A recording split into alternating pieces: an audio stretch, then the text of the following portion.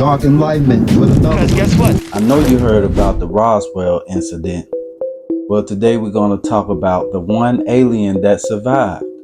Yeah, that's right. They recovered an extraterrestrial and they communicated after the Roswell incident in 1947. Now, you probably never heard of this, so now we're going to bring it to you.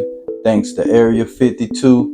Great take on this one. We're going to hit the main parts of it, all the real soul-stirring parts of it, and it might break your sense of reality a little bit, but that's what we look for, enlightenment. You want the truth? Here you go. Without further ado, the Roswell incident, the alien, Ariel. We're gonna switch it up. Same old enlightenment though.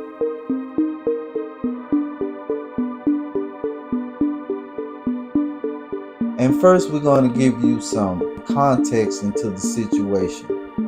The Roswell incident was a spaceship crash. The alien Ariel would only communicate with Matilda MacElroy.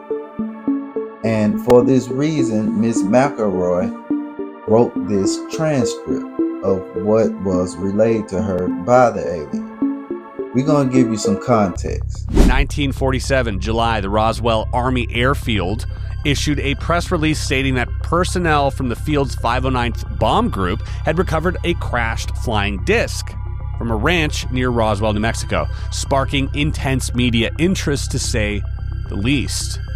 Later that same day, the commanding general of the 8th Air Force stated that Major Jesse Marcel, who was involved with the original recovery of the debris, had recovered only tattered remnants of a weather balloon. The true facts of the incident have been suppressed by the United States government since then. Now, we know this to be true because Jesse Marcel also came forward later in his life prior to his death, stating that, yeah, there was a cover-up and the materials that they had were not the weather balloon stuff. And he was told to basically pose with this ridiculous, balsa wood and weather balloon debris.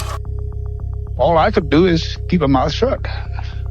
And General Ramey is the one who told the newspapers what it was and to forget about it.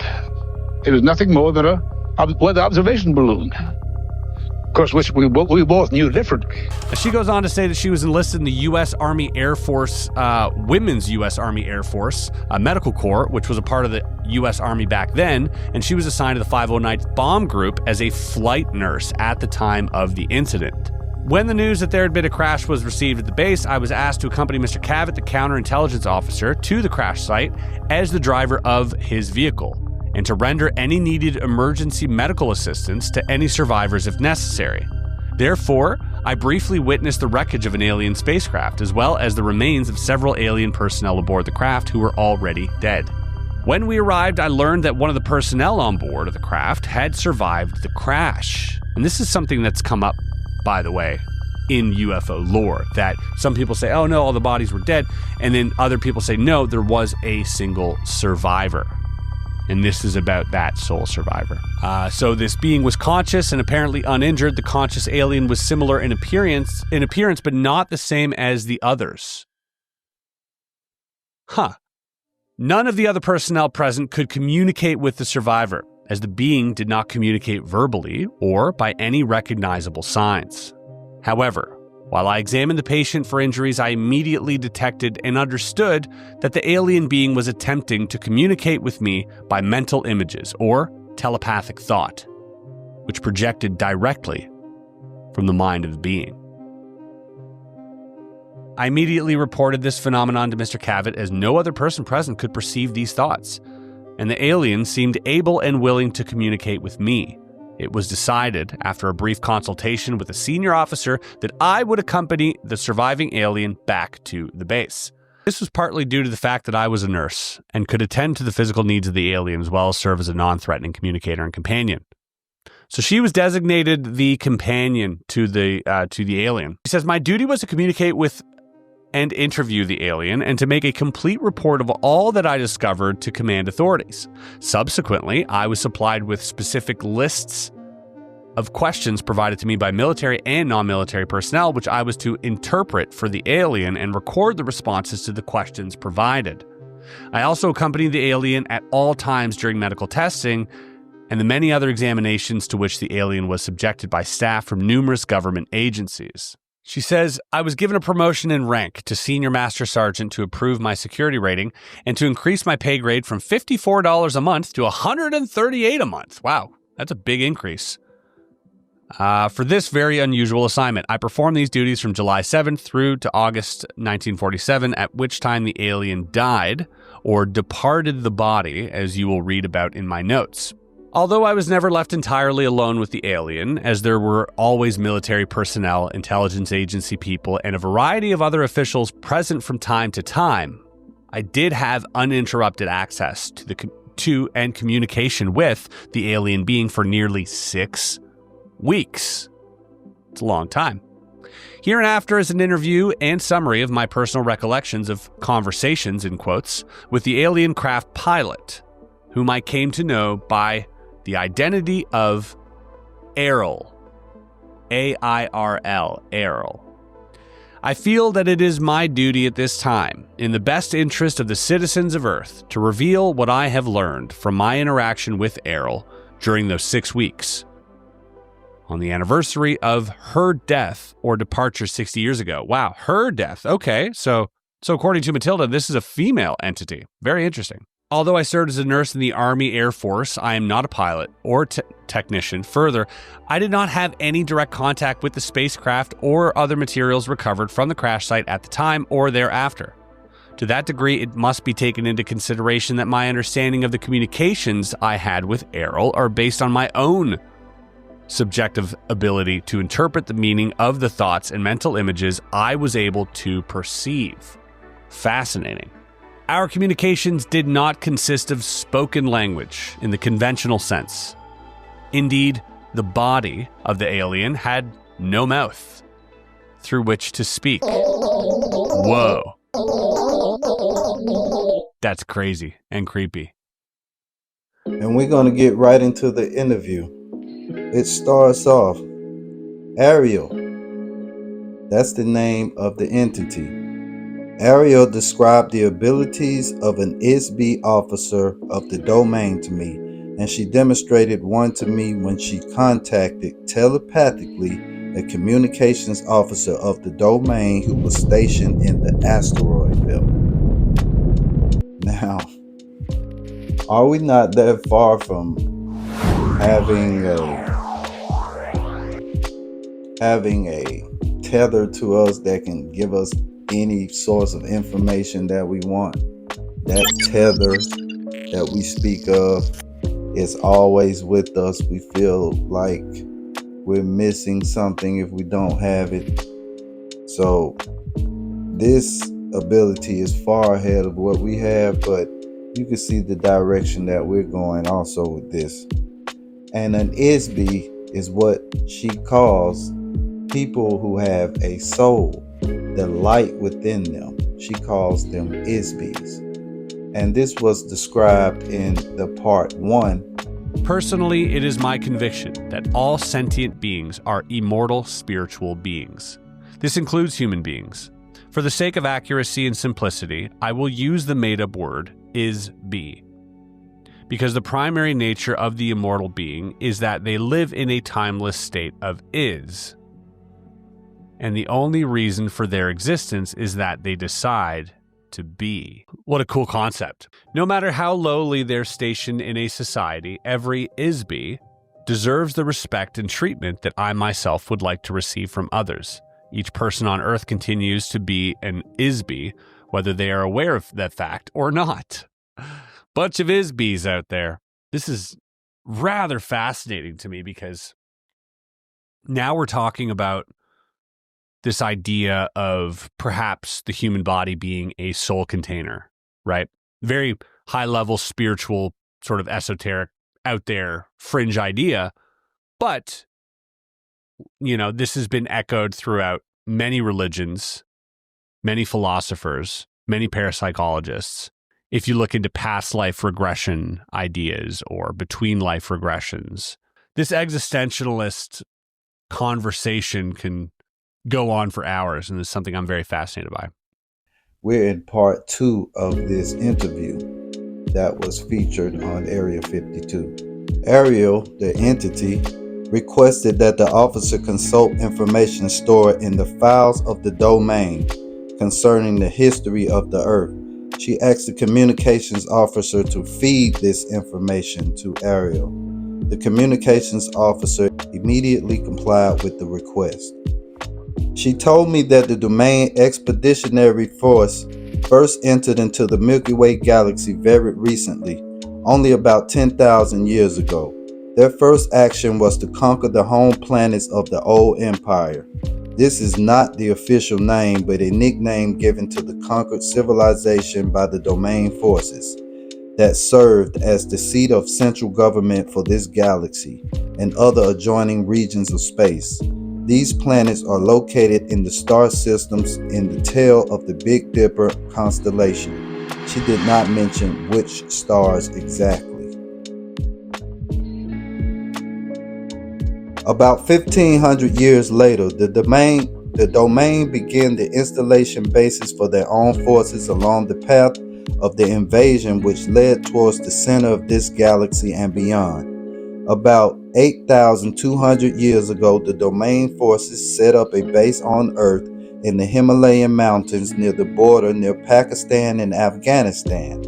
This was a base for a battalion of the Domain Expeditionary Force, which included about 3,000 members. They set up a base under or inside the top of a mountain. The mountaintop was drilled into and made hollow to create an area large enough to house the ships and personnel of that force. An electronic illusion of the mountaintop was then created to hide the base by projecting a false image from inside the mountain against the force screen. The ships could then enter and exit through the force screen, yet remain unseen by Homo sapiens. Shortly after they settled there, the base was surprised by an attack from a remnant of the military force of the old empire. Unbeknownst to the Domain, a hidden underground base on Mars, operated by the old empire, had exited for a very long time. The Domain base was wiped out by a military attack from the Mars base, and the ISBs of the Domain Expeditionary Force were captured. So they sent other crews to Earth to look for them. Those crews were also attacked. The captured ISBs from the Domain forces were handled in the same fashion as all other ISBs who have been sent to Earth. They were each given amnesia, had their memories replaced with false pictures and hypnotic commands, and sent to Earth to inhabit biological bodies. They are still a part of the human population today. So these highly advanced entities were captured, and the number was 3,000, and it said here that they still remain on Earth. So there may be descendants of those ISBs, or maybe those ISBs are still existing in some manner, maybe jumping from body to body. That's crazy. After a very persistent and extensive investigation into the loss of their crews, the Domain discovered that the old empire had been operating a very extensive and very carefully hidden base of operations in this part of the galaxy for millions of years. No one knows exactly how long. Eventually, the spacecraft of the old empire forces and the Domain engaged each other in open combat and in the space of the solar system. According to Ariel, there was a running battle between the old empire forces and the Domain until about 1235 AD, when the Domain forces finally destroyed the last of the spacecraft of the old empire force in this area. The Domain Expeditionary Force lost many of its own ships in this area during that time also. About 1,000 years later, the old empire base was discovered by accident in the spring of 1914 AD. The discovery was made when the body of the Archduke of Austria was taken over by an officer of the Domain Expeditionary Force. This officer, who was stationed in the asteroid belt, was sent to Earth on a routine mission to gather reconnaissance. So they say Franz Ferdinand. He was an Archduke of Austria, Prince of Imperial of Austria, and Prince Royal of Hungary and Bohemia. Was taken over, which means his body was inhabited by a member of the Domain Force. So you have the Domain Force and you have the Old Empire Force. These are the two people that are battling each other at this time. The purpose of this takeover was to use the body as a disguise through which to infiltrate human society in order to gather information about the current events on Earth. The officer, as an SB, having greater power than the being inhabiting the body of the Archduke, simply pushed the being out and took over control of the body. What disrespect. Well, I never. However, this officer did not realize how much the Habsburg were hated by feuding factions in the country, so he was caught off guard when the body of the Archduke was assassinated by a Bosnian student. The officer, or the ISB, was suddenly knocked out of the body when it was shot by the assassin. Disoriented, the ISB inadvertently penetrated one of the amnesia force screens and was captured. Oh, okay. So the ISB leaves the body of the Archduke, penetrates the force screen, gets captured by, I'm guessing, the Empire. Eventually, the Domain discovered that a wide area of space is monitored by an electronic force field, which controls all of the ISBs in this end of the galaxy, including Earth. The electronic force screen is designed to detect ISBs and prevent them from leaving the area. Sounds like prison to me. Within a prison body. I know it sounds pretty grim. Sounds kind of dark. That's why we call it Dark Enlightenment, ladies and gentlemen. This is something else, I must say. You know, I always hear people speak of a firmament. Maybe this has some association with that, and is not a firmament as we would think of it, but as something like this force screen that captured ISBs, which we are also. Ariel said that we are ISBs also, all living beings with that life force, that spark from the light, from the main light, the life giver. If any ISB attempts to penetrate the force screen, it captures them in a kind of electronic net. The result is that the captured ISB is subject to a very severe brainwashing treatment, which erases the memory of the ISB. This process uses a tremendous electrical shock, just like Earth psychiatrists use electric shock therapy to erase the memory and personality of a patient and make them more cooperative. So when you do come back in here into another meat locker, your meat body, then you will be brainwashed. You don't remember jack, and you probably lived for millions of years as a light being, trapped within this net. Very similar to the Gnostic beliefs. If you ever look into the Gnostics, they were who the Christians mainly begot from. The Gnostics are the originals. So their belief system is even older than Christianity. On Earth, this therapy uses only a few hundred volts of electricity. However, the electrical voltage used by the old empire operating against the ISBs is on the order of magnitude of billions of volts. This tremendous shock completely wipes out all the memory of the ISB. The memory erasure is not just for one life or one body. It wipes out all the accumulated experiences of the nearly infinite past.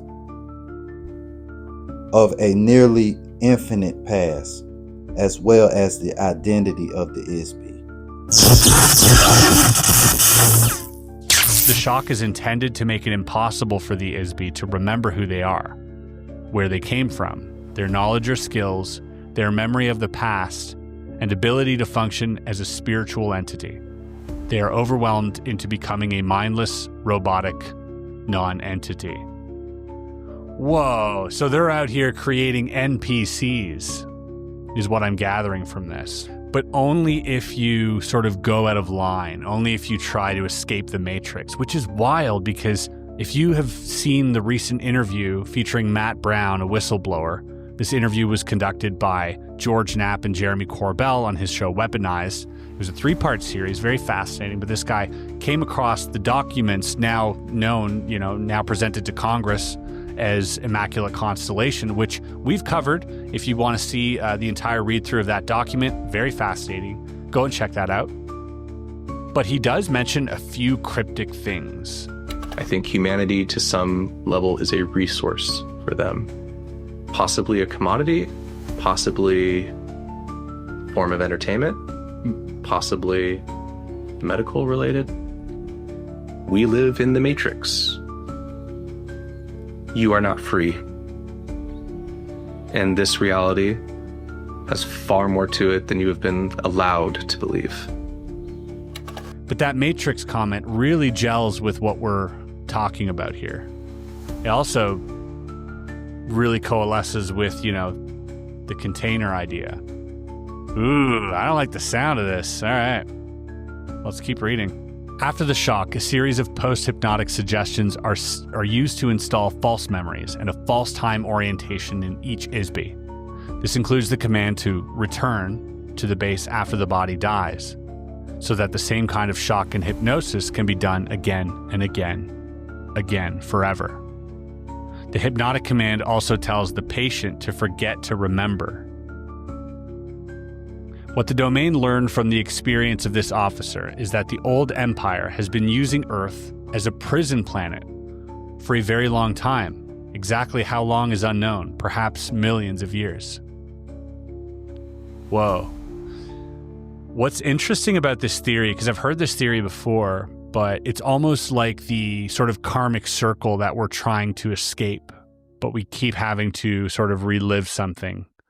I've also heard people, remote viewers, I think, have looked into this as well and have found some technology suppressing the soul somehow. I don't even know, right? It's very fringe stuff, but I've heard like when you pass and you see the light, that's actually like that's a ruse, right? That's like, don't go towards it because that's maybe what this is. Whoa. It's crazy to think about, dude. That's so dark, One thing I always think about is what is so dark that when somebody finds out what the secret of the phenomenon is, they refuse to share it with others. What is that? Coming up next on Dark Enlightenment, part 2 of Inside the Mind of an Alien Survivor. Stay tuned. Subscribe for alerts. Peace.